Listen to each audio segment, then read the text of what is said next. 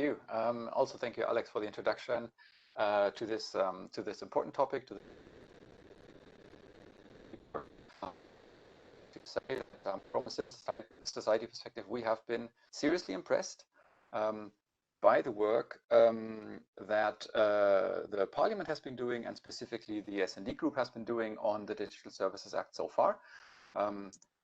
Not only that everybody seems to agree on the policymaker side, or most people seem to agree that the intermediary liability regime, as it has proven to be useful, should be maintained, and also that the prohibition of general monitoring should be maintained. But also beyond that, we were really impressed to see that there seems to be a serious willingness to consider ways for systemic change in the current centralized platform economy. This is something, and I'm just seeing my camera is off. I'm not sure why. Let me just put it back on. Here we go. That should hopefully work.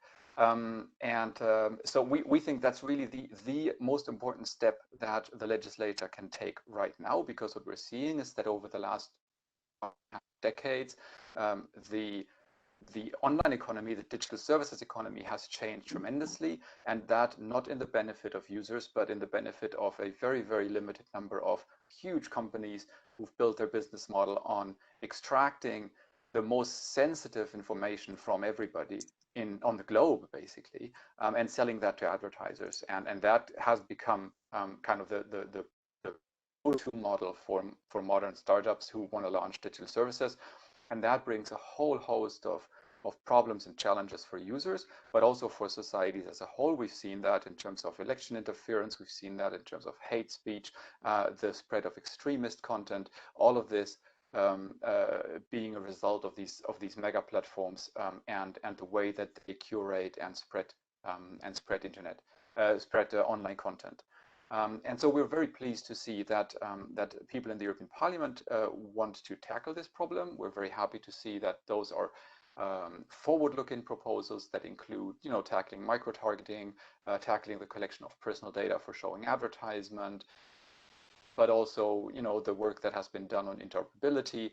So the idea that people shouldn't be bound to stay on one platform just because everybody else is on that platform, but users should be free to move to alternative services, to competing platforms if they so wish, without losing access to all of their social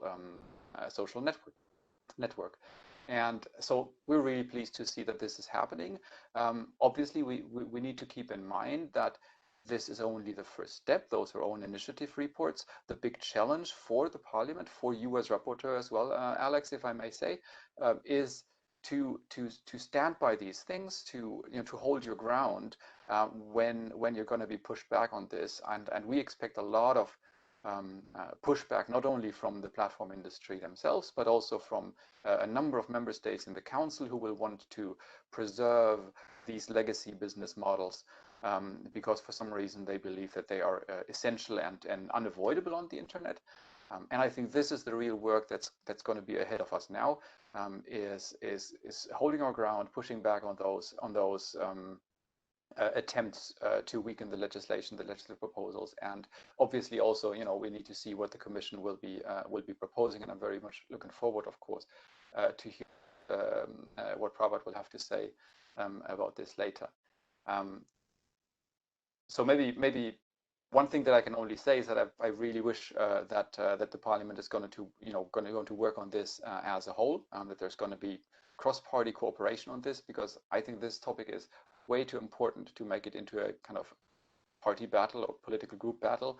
I think there is a lot of agreement on the basics of this, and I hope that this is going to continue. And we as civil society will, of course, continue to input ideas as much as we can.